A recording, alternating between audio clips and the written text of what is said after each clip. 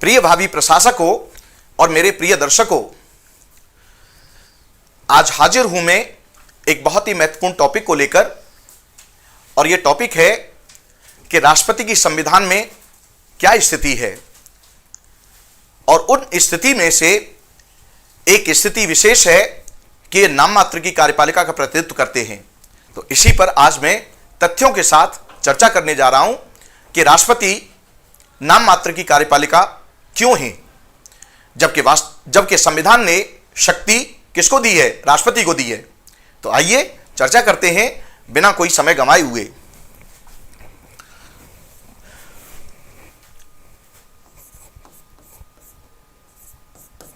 राष्ट्रपति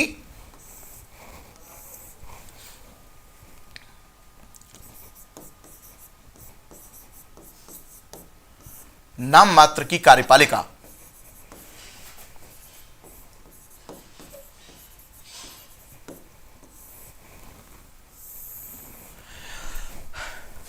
देखिए, हमने केंद्र और राज्य दोनों ही स्तर पर संसदीय सरकार के स्वरूप को अपनाया है।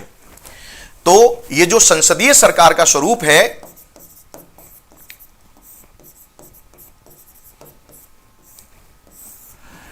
इसमें जरा चार्ट से समझिए इसको कि ये आपकी सरकार है और सरकार के 3 अंग होते हैं। एक हो गई आपकी कार्यपालिका,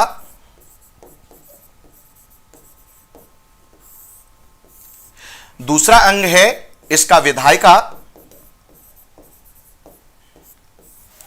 और तीसरा अंग है इसका न्यायपालिका।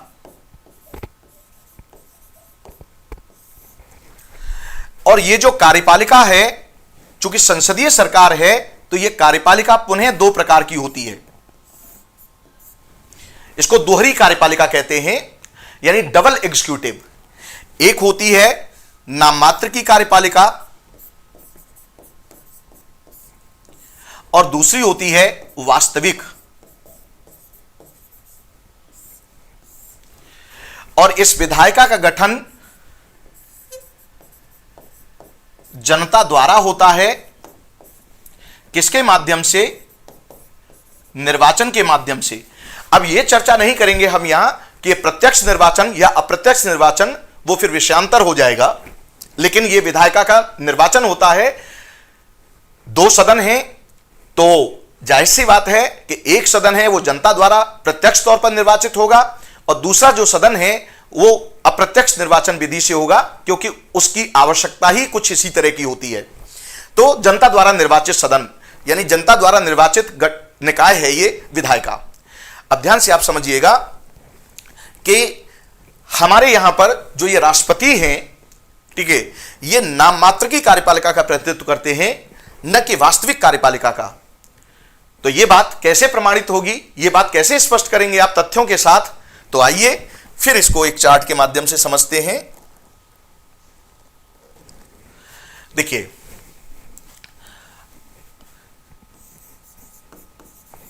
कार्यपालिका, अब जरा उस कार्यपालिका अंग को ले लेते हैं यहां से। अभी जो ये कार्यपालिका है, इस कार्यपालिका वाले अंग को जरा सेपरेट करके समझते हैं और इसको एक्सप्लेन करते हैं। तो कार्यपालिका और यह नाम मात्र की कार्यपालिका है और इसका प्रतिनिधित्व कौन कर रहे हैं? राष्ट्रपति। और यह हो गई आपकी वास्तविक कार्यपालिका। और इसमें कौन हो गए आपके? मंत्री परिषद, जिसके अध्यक्ष कौन हैं? आपके प्रधानमंत्री हैं। अब ध्यान से आप समझिएगा, अनुच्छेद 53 की धारा 1 के अनुसार संघ की समस्त कार्यपालिक शक्ति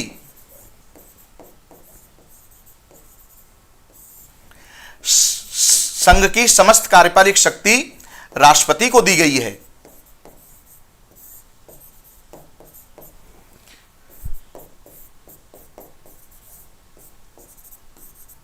राष्ट्रपति को दी गई है और राष्ट्रपति इस शक्ति का प्रयोग या तो स्वयं करेंगे या अपने अधीनस्थों के माध्यम से करेंगे। यह बात 53 की धारा 1 में स्पष्ट तौर पर लिख दी गई है। तो राष्ट्रपति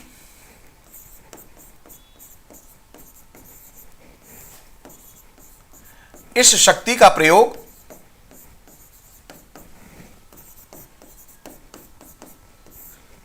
स्वयं करेंगे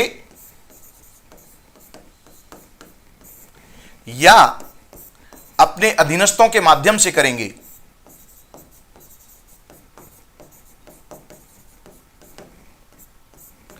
अधीनस्थों के माध्यम से करेंगे। और ध्यान दीजिएगा, अनुच्छेद 77 की धारा 3 कहती है, अनुच्छेद 77 की धारा 1 कहती है, क्षमा कीजिएगा, अनुच्छेद 77 की धारा 1 कहती है कि संघ सरकार के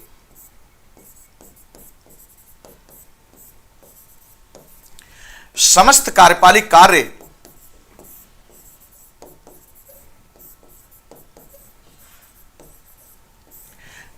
कार्य राष्ट्रपति के नाम से किए जाएंगे।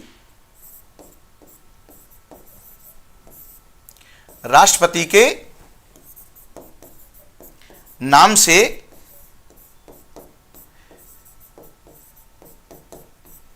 किए जाएंगे। यह तो हो गया राष्ट्रपति के बारे में। अब जरा आ जाइए कि नाम मात्र की कार्यपालिका क्यों कहलाएंगे। अब देखिए, एक तो सारी शक्ति इनको दी गई है और कार्य भी इन्हीं के नाम से किए जाएंगे। एक तो पहलू यह है। अब इसके दूसरे पहलू को समझिए। दूसरा पहलू क्या है? दूसरा पहलू यह है कि यह जो मंत्री परिषद है जिसके प्रधानमंत्री हैं, अनुच्छेद 74 की धारा 1 के अनुसार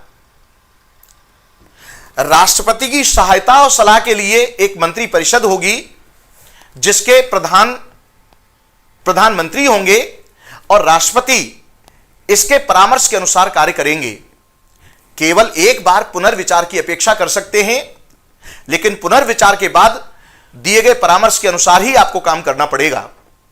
यह बात किसमें लिखी हुई है? 74 की धारा 1 में। तो आइए इसको जरा आगे वाले जो स्लाइड है उस पर क्लियर कर देते हैं। जबकि राष्ट्रपति इन शक्तियों का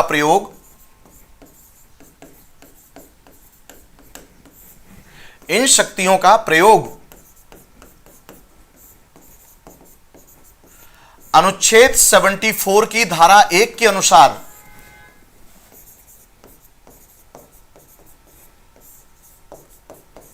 मंत्री परिषद के परामर्श से ही कर सकते हैं।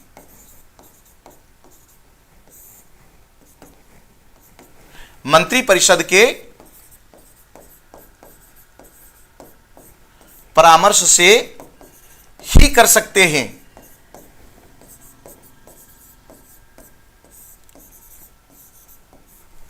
और यह मंत्री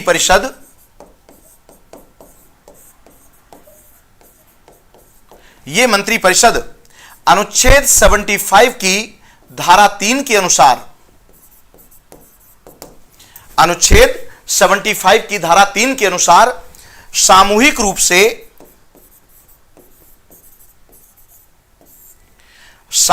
से लोकसभा के प्रति जवाबदेह है। लोकसभा के प्रति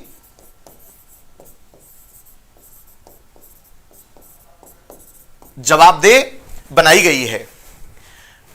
तो ध्यान दीजिएगा कि शक्ति किसको दी गई है? संविधान ने शक्ति किसको दी है? राष्ट्रपति को। लेकिन राष्ट्रपति इन शक्तियों का प्रयोग मंत्री परिषद के परामर्श से ही कर सकते हैं, और यह मंत्री परिषद राष्ट्रपति के प्रति उत्तरदायी न होकर के यह लोकसभा के प्रति उत्तरदायी बनाई गई है। इसका मतलब यह हुआ कि मंत्री परिषद वास्तविक कार्यपालिका हुई, जिसके अध्यक्ष प्रधानमंत्री होते हैं, और राष्ट्रपति क्या हुए? आपके नाम मात्र की कार्यपालिका हुए, नॉमिनियल एग्जीक्यूटिव हुए।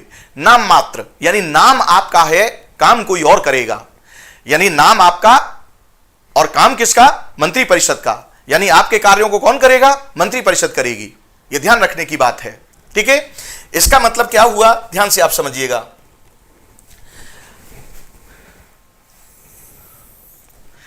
इसका मतलब यह हुआ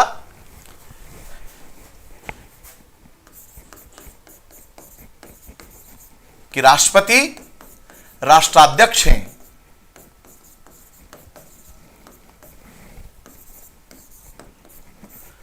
राष्ट्राध्यक्ष हैं, और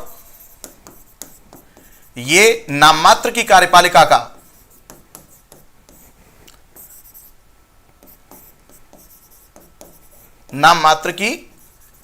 का प्रतिनिधित्व करते हैं, जबकि प्रधानमंत्री शासनाध्यक्ष हैं, हेड ऑफ द गवर्नमेंट। ये हेड ऑफ द स्टेट हैं और ये क्या हैं? हेड ऑफ द गवर्नमेंट हैं, शासनाध्यक्ष हैं, शासनाध्यक्ष हैं। और इस प्रकार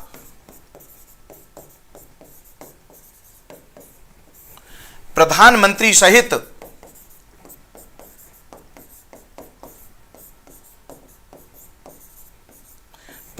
सहित मंत्री परिषद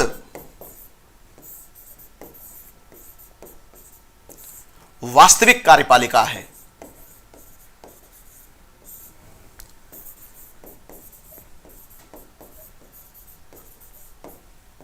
वास्तविक कार्यपालिका है।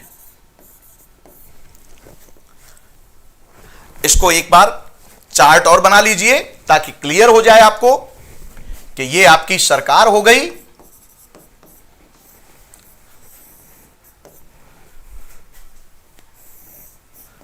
ये आपके राष्ट्रपति हो गए। ध्यान से आप समझिएगा, कार्यपालिका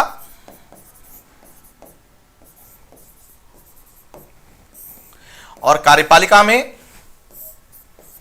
राष्ट्रपति और इसमें अनुच्छेद 53 की धारा 1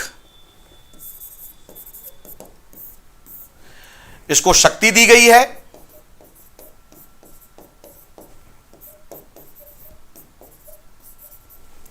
और यह हो गई आपकी मंत्री परिषद,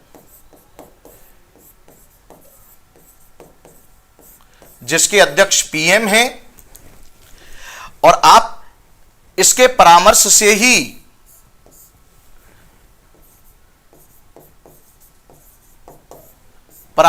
ही कार्य करेंगे। यह बात कहां लिखी हुई है? अनुच्छेद 74 की धारा 1 में। और ध्यान दीजिएगा, यह हो गई आपकी विधायिका, और इधर आ जाइए आप न्यायपालिका। इसको थोड़ा सा अभी बात नहीं करेंगे इस पर। और ये आपके 2 सदन हो गए इसके, लोकसभा, और ये हो गई आपकी राज्यसभा। इसका जनता द्वारा और इसका राज्य के एमएलए द्वारा। इसके एमएलए मतदाता हैं। अब ध्यान दीजिएगा कि इसका जो गठन है,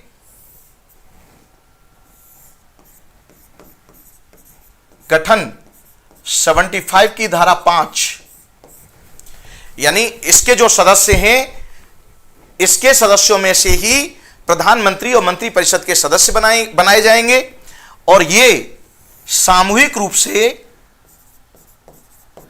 अनुच्छेद 75 की धारा 3, और यह इसकी जवाबदेह है। रिजल्ट क्या निकला कि यह राष्ट्रपति नाम मात्र की कार्यपालिका हो गई।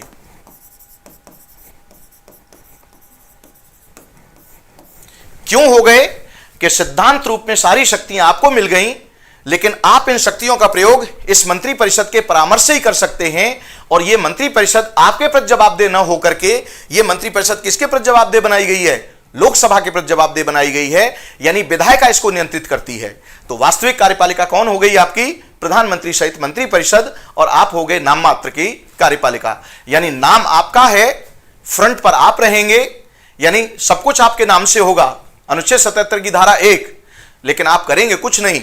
जो भी करना है वो किसको करना है? मंत्री परिषद को करना है। और इस मंत्री परिषद की जवाबदेही विधायिका के प्रति है, जहां जनता द्वारा निर्वाचित प्रतिनिधि बैठे हुए हैं। यह है संविधान में आपके राष्ट्रपति की स्थिति। तो अब आपको क्लियर हो गया कि राष्ट्रपति राज्य करते हैं, शासन नहीं। शासन कौन करता है? प्रधानमंत्री। और राष्ट्रपति क्या करते हैं? राज्य करते हैं। राजा हैं वो, राष्ट्राध्यक्ष हैं, हेड ऑफ द स्टेट हैं, जबकि हेड ऑफ द गवर्नमेंट कौन है आपके? प्रधानमंत्री। आशा करता हूं कि इस वीडियो में दी गई जो व्याख्या है वो आपको राष्ट्रपति और मंत्री परिषद को नाम मात्र की कार्यपालिका और वास्तविक कार्यपालिका के पहलू को समझने में मदद करेगी। इसी के साथ आज आपसे विदा देता हूं, फिर एक नई वीडियो के साथ हाजिर होऊंगा। जय हिंद।